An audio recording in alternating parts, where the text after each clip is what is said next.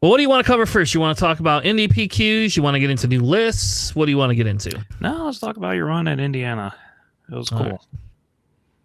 Yeah, so I decided to go last minute to the PQ in Indiana. And I will tell you, I'll tell you in terms of play level, like I really like competitive play level, and I really do want to continue to do that.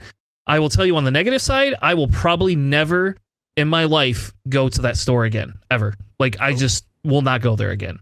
It was Family Time games, right? Yeah, which Like we had X-Wing there. Like that was Crossroads. we did, yeah. And that's part of the reason I wanted to go is because they always had good stuff. Yeah, I was great. I was talking to somebody else and was told that all of the prize support they ever gave out was donated by fans and by people of the game. That it was for X-Wing or for X-Wing. Yep, Okay. for X-Wing. Yeah. So of course we don't have the same setup. So okay, so I made top 8. I had one loss and I ID'd in one round. Guess how many packs of cards I got? One per win, 5. Yep. Guess what I got for top? Guess what I got for top 8? Ooh, maybe they're generous and gave you a Carbonite pack. Nope. I got a home one. That's it. That is surprising. And I got free pizza that I could not eat a lot of anyway because it was warm in the store, and I didn't want grease all over my fingers. And great. You are playing a card game, right? Yep, we are playing a card game, and I'll be honest, I've gotten used to the don't eat during tournaments as much. Like just your snack foods, like your nuts, and like I brought some cashews, and I had some turkey jerky in the car, and some Jolly Ranchers, right? And like I'm used to that type of thing, and whatever. If we get a few minutes for break and I can go get a nice like a quick meal, great. Like they had White Castle and they had McAllister's. That's if like I had it my way, I would just go pick up soup and a sandwich from McAllister's, like a half sandwich and a half soup, and call it a day. But I will tell you, like accommodating wise, like the store accommodates. It was nice. Like it was warm in there, but like I don't think that's all their fault, right? Like I mean, it's warm out and muggy. So, but I will tell you, the price support was just god awful. Like that. Like okay, so when we went to Lansing for top 8, I received 2 boxes. So at $50 a piece, that's like $100 of prize support, and that was probably super generous. In Chicago, we got for top 16, everybody got money either in like a showcase or they got it in like hyperspace foils of legendaries. I expected a little bit more out of them, especially when you add up the costs of what it costs and the fact that... How much was it? Well, it was $45. So 100 people puts you at $4,500, right? You figure $6 a pizza, right? They bought 50 pizzas, so that they spent $300 on pizza. He did buy coffee and donuts for people, so you figure another, let's just say $200. So in total, they spent $500 in food, which leaves $4,000 left. I think we calculated out less than $1,000 of packs were given away. So where did $3,000 go? Like I get you got to make money as a store, and don't get me wrong. I don't always think stores have to be loss leaders, but that feels a little bit lopsided compared to like what we got, even what they were giving away for anybody under top 16 in any other tournament we went to. People got like minimum of like 3 to 6 packs. Yeah. So, yeah, like at recess games in Ohio. See, I got 11th, and that was like 6 or 7 packs. I think it was 7 packs. Plus $10 store credit. Everyone in the tournament cost $40, but everyone in the tournament got $10 store credit. So it's like it kind of costs $30, but you know you have to spend 10 of it there. But they're a huge, incredible board game place, so that's really easy to do. I'll say I know exactly what I'd be buying if I was in there, so I wouldn't have any issues. Like I would find something immediately to spend my money on. I think the people I drove down with, I think they got at least like 3 or 4 packs each. So I mean they. I'm not sure if they went negative, but they weren't like top 20. Mm-hmm. Yeah, and I'm used to like some of the lower like levels in the PQ getting less stuff, but like I'm not used to making top 8 and not getting anything but one promo card, and it's like okay, thanks. 5 packs and a promo card's pretty rough for $40. Yeah. 45. Yeah, and pizza. We got pizza. We could eat half a pizza each. So I guess again, there's that. But whatever. Like, I mean, there's some people there that definitely could eat more than a half pizza.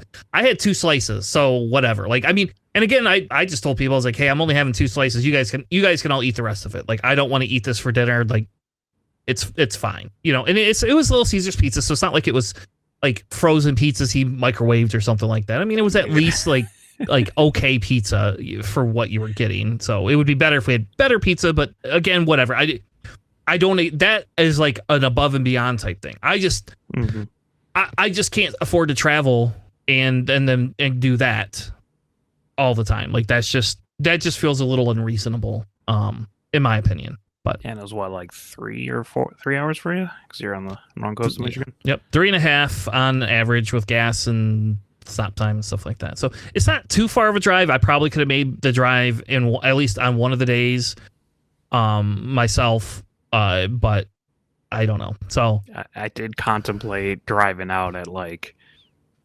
3 in the morning and showing up, but that'd be pretty rough. Yeah, that would have been you could have. You would have, you know, you so I wouldn't have a place to stay. I'd be driving back. No, well, you could have stayed at we had an Airbnb. You could have stayed at the Airbnb. There was you could, if you brought an air mattress or a little cot, there was so much room in that Airbnb. Like it was the Airbnb the guys got was very nice. Even for the money, it was nice. So I was very pleased with that, and it was very fun. I don't think I've ever roomed with Staniszewski before, so I have a picture of him falling asleep sitting up in the chair. So we were we got that when we roomed. I was like, I wanted to just be like, hey, dude, it's 10 o'clock, but you go to bed if you want, man. Like you got the young kids, so you're probably used to going to bed early. You know, like Damien and I did not go to bed early at all. So. But yeah, so it was like the experience itself was fun. I don't enjoy the prizing that went on. And so my run was the first game I played was okay. I guess I should tell you what I played. I swerved. You pulled a me. Yeah, you pulled a me. I played something that I'd only been practicing for 2 weeks. And I want to give a shout out to Eric from our locals. Eric actually is the guy that turned me onto this deck, and we talked about it. And I was hesitant. I started playing it, and I was struggling with it. Online, and I was just losing, and I couldn't figure out why I was losing. So I was going to abandon the deck and just run Kira. And he's like, I'm telling you, there's going to be a million Kiras there. I'm telling you right now, if you run this deck or the blue version of this deck, you will top. I guarantee it. And then I topped. And he spent time working with me on the different play lines for the deck. And then so I had all the cards.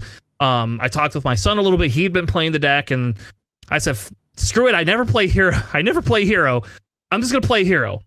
And it was funny because Staniszewski, I was debating the deck the night before, and Staniszewski's he's like, well, what are you gonna play that if you lose ever like 3 or 4 games that you're not gonna be pissed off at? And I was like, probably nothing. But this deck is at least fun. So Han 2 Data Vault is like the deck I picked, and it is actually very fun to run. There is a lot of choices that you have to make inside of the deck, and so I think it's not a deck you could just pick up and just play. But I do think like the ability to counter the board, there's so many tools in it. It felt very close to like a mid-range Palpatine deck to some extent. That's really what this felt like. It probably why I picked it up so fast. I did play that for a little bit. And then I switched to blue. I kind of just like the blue version a little bit better. I kind of like just having the oh no, rivals fall kind of thing. I like the redemption. Luke obviously. So. They're both really solid decks. Yeah, and who knew cheating a unit out for one less would be good? You know, like. Yeah, right. It hasn't been a thing since the start of the game. Yeah.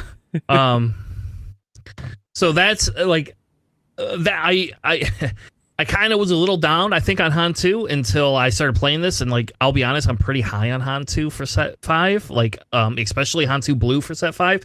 Has gotten quite a few tools, and I'm not ready to share my deck because I'm very tempted to make that my deck for Worlds, because that's it's a little outside of my style range. I'm not like a super big into blue red hero, but there's some cool shit that we're getting. So this was the top 8.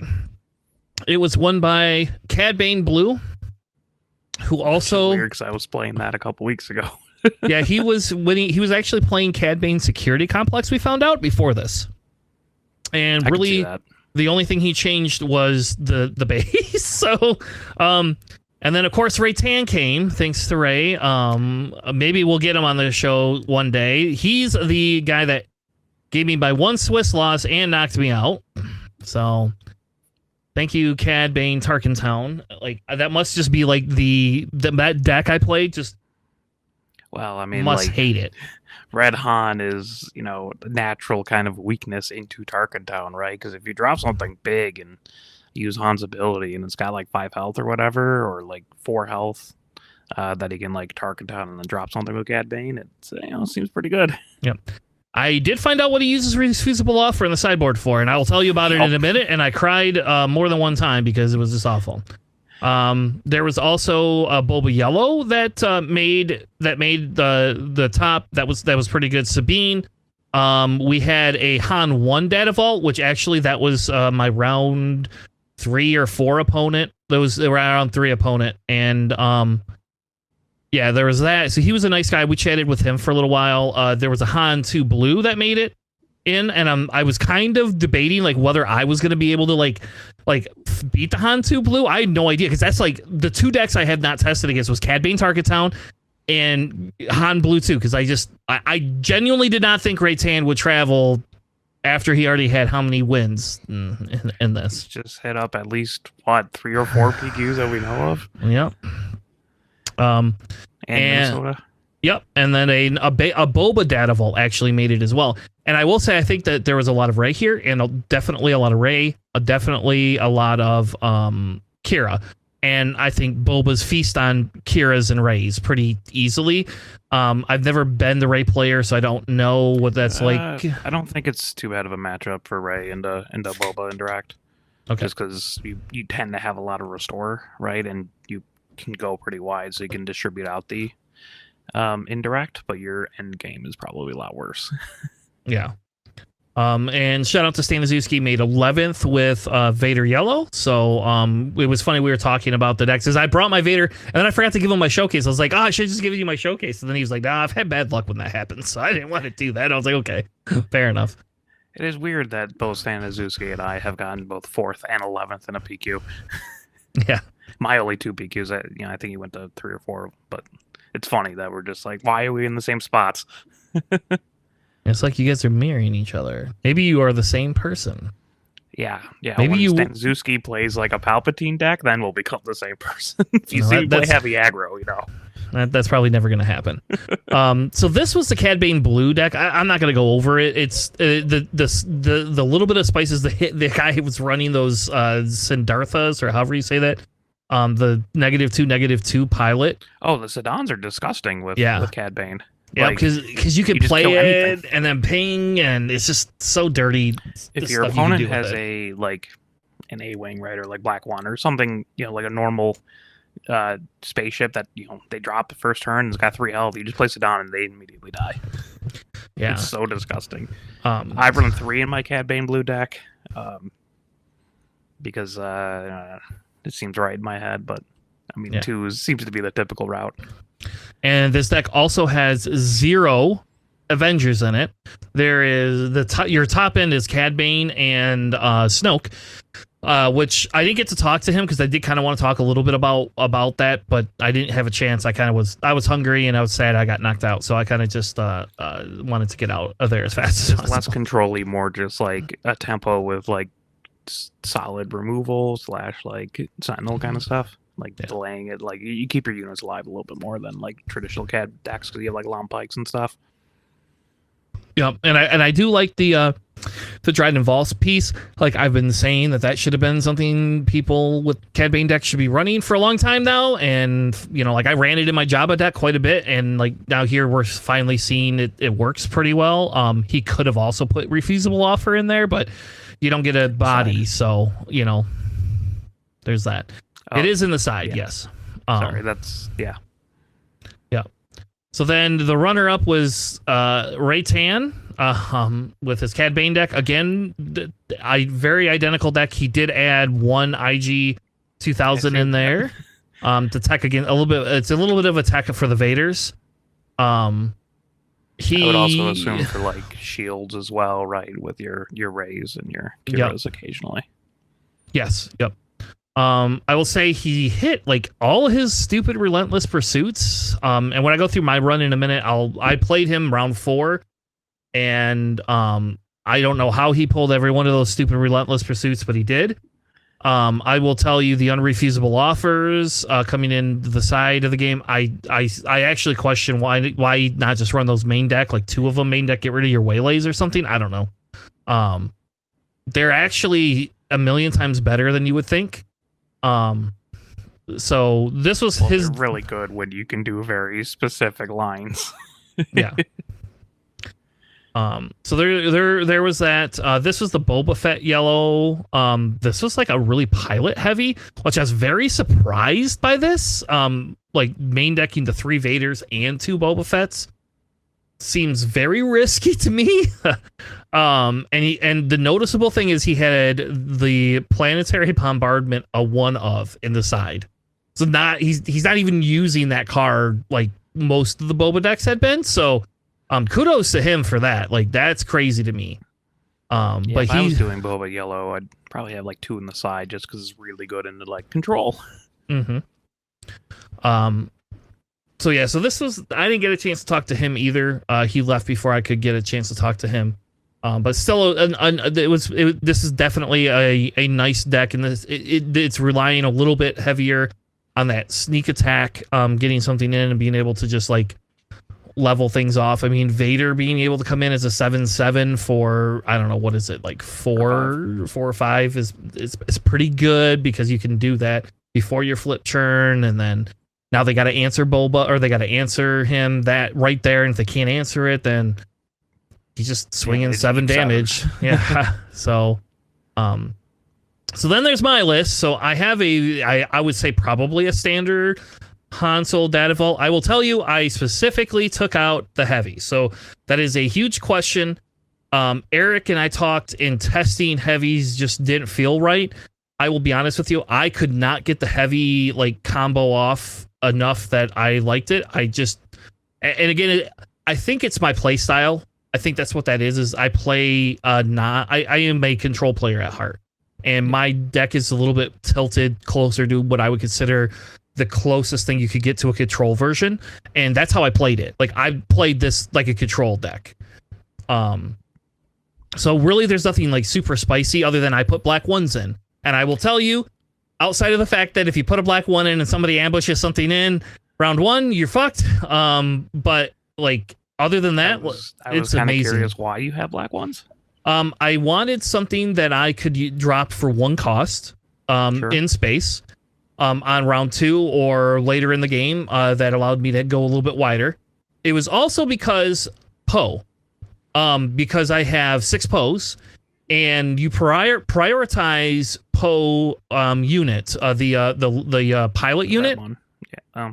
No. You prioritize the other. That's the second priority. But the first priority is that guy can be played on churn. What is it? 3? Turn 2. You can play. Yep. Because you do the damage to him and then just move him. So if you play black 1 and they can't kill black 1, you immediately can play Poe onto that ship. Plus you have an X-wing as well in space. Or you could put Poe on the X-wing. It's inconsequential what you put it on, but if you put him on the black 1, that black 1 is now got a +1, so it's now a 3/3 naturally with whatever Poe adds to it. So he adds that other 2. So now you're a 5/6 that also pings for 1 damage. So I can hit anything with 6 health, and usually I'm at that point early in the game I'm living. So you ambush your blue leader into me, you better do it before I put Poe out there.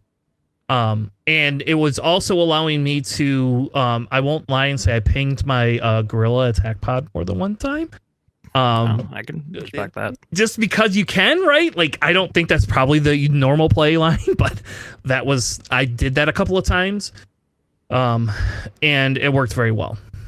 Yeah, it just seemed a little bit anti-synergistic with like Mon Mothma and not running like Poe leader and all that kind of stuff. So yeah, I was a little bit curious. It is, and I won't lie and say like it's not my preferred turn 1 play, but like going into space with like a Vader deck, which I never faced, ironically enough. So it didn't matter. But if I had to face a Vader deck, that was also kind of like a weird tech against the Vaders, because like you are going to let them start their train early on the game, but usually a Vader player will dump their 2 units down and immediately swing to base versus going into yours. So I could play my Poe on my black one, and now I'm killing 2 ships in 1 turn. And or they're passing, and then you just claim and go on to the next round, and then they die anyway. So I don't know. That was the main reason for it. I will tell you, I did not miss the 3rd Bright Hope that I moved to the side. I sighted it in 2 games, and that was it. And I liked the Mon Mothma train, but I'll tell you what, it's really dumb if that's all you're doing for 2 rounds. Like, yeah, it's not like my Hammerhead can hit for 6 or 7, and I won't lie and tell you that that's fun. Like, that is super fun, but other than that, like the 2 bombing runs were obviously for the Vaders. Those probably could have been sighted. I originally had open fire in there, and I swapped that and open fire out. Open fire was for Kira, and then I just found bombing run actually works better into Kira than most anything else. So I actually found a question why your main deck in the bombing runs over the open fires that you have on the side. Yep, and that's 90% of what it is they'll flip Kira. I will usually have a ground unit that they're gonna kill anyway, so I just run it into Kira. If she swings to base, so's life. If she doesn't, I wipe their board. And I won't lie, there was a guy we played 2 games against, and that I did that. Like his Kira, I felt bad for him, but his Kira, he took his Kira, and then like he flipped Kira the first game, and he had a Kira, 2 of the phase trooper guys out, and a Pike Sentinel, and none of them had shields, and they all had damage on them. And then Kira flipped, and I didn't even wait. I just bombing run. I took 7 damage, but that was the only damage I took to base that whole game, was that 7 from Kira. And then yeah, like I didn't even flip Han that turn. I just literally just like waited like for it. Bombing run also lost me a game, by the way.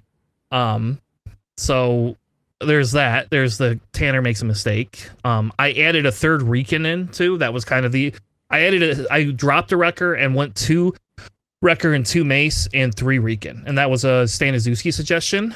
And I will say the Recons did not perform as well as I wanted them to, but when I needed him to protect Han, every game he protected Han. He was a big obstacle, except for Raytan liked to capture him. So how useful were the triple Chamsadulas?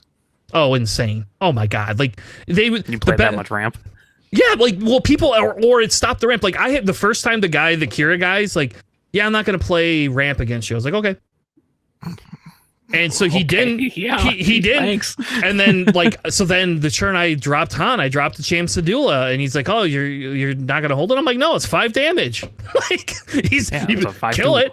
Yeah, kill it. So do something. I'm gonna. No, I dropped it on curve. I was like, screw it. I'm just gonna pay 4 resources for it at this point. Like, but I will tell you, like, you don't need to ramp with this deck, to be perfectly honest with you. Like, you honestly can cut Chams. Like, you could cut Chams just out of it if that's what you want, or move them to the side. I have them on my side. That's why I was curious how useful they were. I found them very useful, more or less because of the threat that if people didn't know, like when they couldn't see your list, it sucked. Like against the one deck I did not need or needed them against, like the Ray deck, the Rays didn't ramp. Only the Kiras and the best is the Hans. Like if Han 1 ramps, I just play Cham, like every time. And I will tell you, there's a second use for it. Okay. So let me tell you the second use for Cham, which I screwed up, and that's lost me a game to Ray Chan in the finals, is you can play Wrecker on 5 resources. Yep. And burn it, and now you're a resource down, and you can play Cham next turn and get your resource back. I mentioned that in the podcast a couple weeks ago. Oh, well, good. I must have been listening because I did that 3 times this weekend. Like 3 times. You can just deramp yourself and then put it right back up. Yeah. I definitely did that. Like I 100%, like I actually used Cham more for that than against, like I used it against Akira ramping decks too, but I used Cham for that. The one time I didn't use it was against Raytan in the finals, and I should have, and I held it, and I was like, all right, well, I'm going to hold it a turn. I really want to play my Hammerhead, and I didn't play it, and he bazined me. And then I never saw another Cham the rest of the game. So I cried a little bit because he was a whole resource ahead of me at that point, and that made it really hard to do anything. But I think overall, this deck is insane. I will tell you, like, the home one, I'll be honest, the home one is, like, the only thing that I don't care about, I guess. Like, and I don't care about the Sentinels either. Just as an FYI, and maybe that's because I'm a control player at heart. Like, I trade my units more than I probably should. And I like, the stupid Echo-based defenders, whatever. They were there. They were just there. They were not great. Most of the time, people swerved to the other lanes, and then they just sat there. I mean, they did 4 damage, right? You know? I mean, they're semi-relevant still. Yeah, but like the home ones, the only thing I ever pulled was the blue leaders off of them. I was gonna say it's really, really good with those blue leaders. But like, you know, depending on how it is, you wait like another turn for hole one, and you can drop down like your Bright Hopes, or whatever. There, a lot of games that I've played against like blue-green hero, they just like, well, we're at 12 resources now. I guess I'm just gonna play another home one and then drop a Luke because my own home one died because I just replaced it with this one, and that gets silly. It does, and the blue leaders were really crazy. I will tell you, I time lead. Again, I had to play a mirror match, and I time lead. My mirrors were different. He cited out his crates, and I feel bad for him. He's like, you should not have cited your crates out. Why would you cite out the Great Dragon for a mirror match? Don't know. That's your end game. That's kind of what I thought too. So I was a little confused after he did, like, cause I played crate, but he didn't have like crate. You know, I was like, all right, well, I think I just win. Just gonna end it faster. Like, I don't. He did try. I don't get that. The second game, okay. The second game, he had me on 4 health, like for 3 turns. Like I I time lead a home one into his home one. Hell yeah. And like then brought back a blue leader and killed his blue leader in space, or his red 3, sorry, in space. So I killed red 3 and a home 1 with 2 units for freaking 9 resources, and I restored 3. Yep, it was great. I was like I just kept taking damage off the base, and I felt bad because I was like he should have won that second game, but like he could not, like he couldn't pull anything like to save his life, it felt like. And then when I found out he got rid of the crates or something, I was like, what? I never do that. Like, this game is you and I, who plays the crate first. That's almost what it almost always is. I also, he felled one of my crates, and I had a second crate in hand playing. That was a feel bad. I've done that so many times to people. I'm just like, I play this crate dragon and I sit and wait for your removal, then I just drop the second one next turn. Yep. Like, I won't resource it if I have 2 crates in hand. I'm just like, no, they're just gonna out the first one. Yep. I will say the loss I had, so Raytan was my round 4. So my first round was a Ray Dadavault. And I think the guy was a little bit, you could tell he's a little bit newer because we almost went to time with 2 games. And I don't think I didn't hit Crate Dragon resources. So, yeah. Rough. Yeah, so I'm pretty sure it was just understanding then how to navigate that matchup. The second round I played Akira, and I was excited to play the Akira for 2 reasons. One, because I think this is a better, this list kind of can eat Kiras if you know how to play against Kira. And 2, I play Kira all the time, so like I know what's in your deck. Like there's nothing in your deck that can surprise me in any way, shape, or form, and I can almost always predict the 2 lines that you're gonna play because I play Kira so much. So like I knew what was coming, and like the first round they wanted me to play something, he passed, and I was like, you're just gonna power the dark side me, claim. Claim. I was like, screw this. And then the next round they like I passed, so they play the Pershing, and it's like, oh, I'm gonna throw my blue leader down, or my Mon Mothma down now. And I will tell you, it's Mon Mothma is such a feels bad. Like he flipped his Kira, and then I had Mon Mothma, like I said, and I swung into Kira. And then I had brought open fire in, and then, like open fired her. or not. Yeah, I open fired her. I swung into his sentinel, killed it, and then open fired her. So it was just like I killed 2 units with a spell and a Mon Mothma. So like Mon Mothma, like don't get rid of her. Do you appreciate that you can hunt to the blue leader and then have it go to ground and then instantly kill Sabine and live on 1 health on her flip? Yep. Yes, you can. It's so good. Yep. I will tell you I actually a couple of times played blue leader on 2 resources. Just like I just Hantu'd it in and killed whatever they put into space. And then the next turn, I had a second blue leader. And the best is when Mon Mothma pulls you a blue leader and you got 1 in hand, and then you pull a blue leader with her, and then you put the other cards in the bottom, and then you pull your 3rd blue leader. You go, hey, I think the game's mine. Like, I don't know what you're gonna do. I could play blue leader for 3 turns now. I don't know. Yeah, the deck is insane. If you want some, I'll tell you, I never played salvage once ever. I never played it. I don't know. Yeah, I don't know why you would put that in the deck. It was in there to be able to bring back the home ones, and it's really for those rebellious hammerheads, which that's like the MVP card for me in that deck is rebellious hammerhead. Period. Just like you can get it back with the gorilla attack pod too, which makes sense. I have reinforcement walkers in mine, so those are very good for salvage. Yes. Yep. And that was a question of like I feel like I could get rid of home ones and just put reinforcement walkers in because that's my play style. But whatever, we'll worry about that in set 5 if this is useful are those 2 confiscates. I should have just left the 3 in there. I use them all the time. Like I use them for shields. So I could just like kill something. I use them for blasters. Because I cannot absolutely stand when people put the blasters on things. But a lot of times it was a shield for like a because I never had to play any actual Sabine decks, which is kind of what they're more meant for. Is that or I didn't play pilot deck kind of thing. Yep, or a pilot deck, and I didn't have to play a pilot deck. They worked well for Vaders and Sabines, is why they were main decked. I originally had 3 main deck, and I went down to 2. But I played them, and they were great force throw. How about this? They were great force throw material. If I played against somebody that I knew was playing force throw, I just held on to one of those and called it a day and said, all right, whatever. Weird, you can play around force throw. Yep. You can. I shouldn't have to, though. That's my point.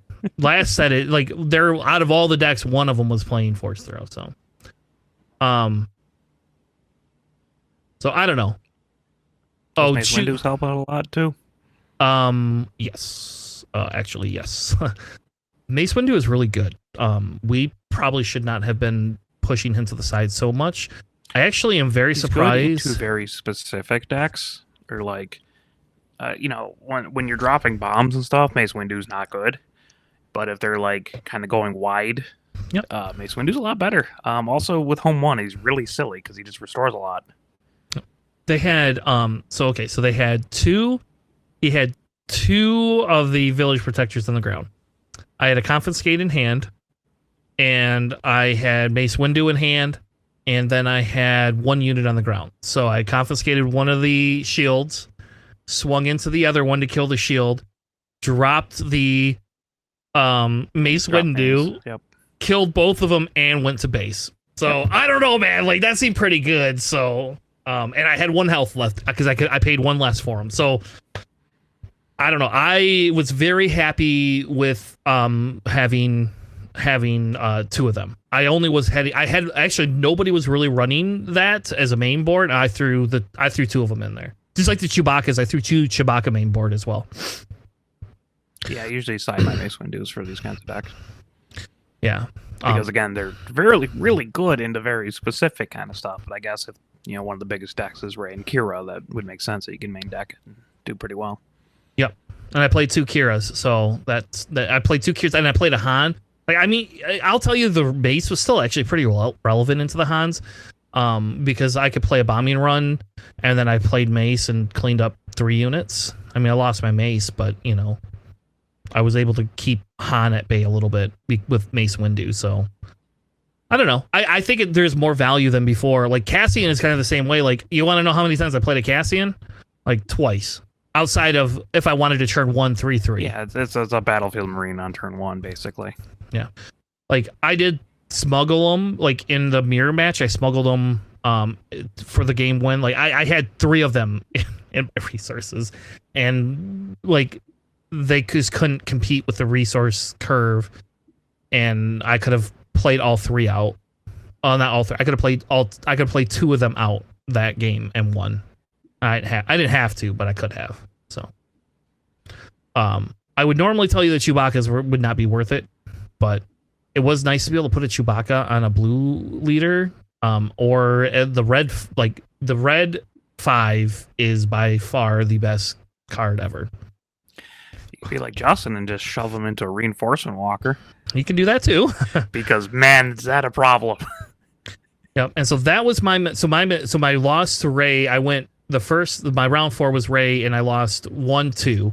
The first game I really didn't see much, and he just kind of like really took over. I will tell you, I was very nervous playing against him. And I you would think by now I wouldn't be doing that, but it's somebody like that I kind of, like, I respect him playing in the field. He's a very good player, and yeah. So that was the game 2. I got a hammerhead, a second hammerhead, and he had to waylay one. And then I got to play it a third time, and I had 3 hammerheads, and he scooped. He's like, all right, I'm done. Like let's just go to game 3. He's like, I'm not going to continue to play this. This is ridiculous. Like, he's like, you're going to eventually get this. And then my third game, I made a huge mistake. He played Bosk, and then he had Bosk and Zuckuss on the table with damage on them. And I had a bombing run in hand and a Han on the ground, and Han had 3 damage on him, and they all had enough to die. And what I should have done is just played my bombing run and claimed. I should have claimed and played bombing run next turn and cleared the board. I did not, in any way, shape, or form, do that, because I wanted that 3 damage with Han for whatever reason. And then what happened was he ended up killing Han with a sneak attack something, and then I lost Han anyway. Then after he swung for 9 damage to base, and that's what I lost by. And if I had claimed and played the bombing run, just sacrificed Han, I could have killed his Zuckuss, and then he would have had nothing to use his surprise strike on. Nothing. Period. He would have been able to flip he could have flipped his CAD and then used it there, I guess. But I would have had 2 units off the board. Plus, Bosk is like a pain in the ass. In that deck. Yeah, in that deck, it's just nuts. He plays enough events that if you don't kill Bosk, it doesn't work. Then towards the end of the game, he put the unrefusable offer on my hammerhead. So I knew he was going to capture it. And like I'm doing the math in my head, and I was like, okay, if I put Poe on here, I had enough resources I could put Poe on here. But if I put Poe on here, I think he still can capture it. So I think I'm still screwed. And he's going to get it, and then he's going to be able to play it and swing with it. So, and he's going to have Cad Bane down. And so I swung in with it. He played refusable offer, and then what I did is I put the gorilla attack pod on the ground. And I thought, hey, you know what would be really nice? If I just put 2 damage on it, I could swing 6 to base, and that puts him at like 1 away from lethal or something like that. And I have like 1 unit in the sky, like an X-Wing or something like that in the sky. I just claim and win. Like, there's no way he can win this. Well, because of fucking Bosk and Cad being out or something like that. Somehow he was able to do the 4 damage to my... Oh, I know how he did. He stole my attack pod, or my hammerhead, and then he had 2 cards in hand, so when he played it, he could do 2 damage to the attack pod, and then he had Cad Bane out, and so he was able to play, because he played an Underworld guy, he did 2 damage to my thing and killed my attack pod. And I had enough resources in hand to be able to put Poe on the attack pod. I could have actually played Poe on the attack pod, like just brought it out normally, put Poe on it, still swung for the same amount, and I would have had a higher probability. He probably would have claimed, and it still could have possibly not gone my way. Mm-hmm. But I didn't do that. So I lost. I saw 0, by the way, freaking crate dragons for that first all 3 games. And then I got matched up with him in the top cut of 8. And he sneak attacked, by the way. I don't even know how he had this many resources. I was so tired. He sneak attacked in a Cad Bane to take one of my units with the unrefusable offer on it, play it, and swing to base with both of them. It's pretty nice. Yeah, I was not very happy. I didn't personally think I could win once I got paired up with him. That was like, he out of the top cut, he was the one really bad matchup. The other Cad Bane probably wouldn't have been much more fun to play against, but the blue piece of it doesn't scare me quite as much. I don't think as the red piece. That Tarkin Town can really do some work when it needs to. And Ray's just a really good player, so yeah. He technically, I don't think, lost any games or any rounds, because his last round he conceded to whoever was there, which sucked for me because when he conceded, then we got paired up again. And because it dropped me in rankings, I was number 3 going into the last round, and then I ID'd. Which I felt bad for my opponent, because afterwards I looked at his record and he shouldn't have ID'd. He had to play me to have a chance to get in, and he did not. So I did kind of feel a little bit bad for that, and it was a Ray data vault. So like as soon as like we ID'd, he's like, "Yeah, I didn't really want to play you anyway." He's like, "You're a bad matchup for me." He's like, "I'm probably not winning this matchup at this point in the day." And I was like, "Well, reasonable. That's probably true, because if I get those, if I didn't have much issues against the first one, so I don't think I'll have that many issues. And then I should have just played it out. Is what I should have done, because then I would have been 6-1. But hindsight's 2020, right? And I was greedy and wanted to sit around for an hour instead of having to play. Seems nice. Yeah, I mean, Ryan told me that, you know, like if you know you're gonna get top 8, you always take the ID, because you want to guarantee. That's the guarantee. So even though you got stuck playing Ray-Tan, which was crap luck, the guarantee was that you could actually play in top 8 no matter what. So I had the highest, whatever, Olin W or something like that behind. Oh, God. I'm not the person to ask for those things. I'm just like, I don't know. Well, you're a math guy, so I don't know. Anyway, I just play all the rounds, so that's what I enjoy. I know. I should have played the last round, and it probably would have been fun to play another raid data vault. But I didn't want to take the chance of getting knocked out or something. I don't know. I didn't think I would, but I don't. You just never know. So anyway, that was my run. So that was my day. Mine is surprising. It was a pretty fun day.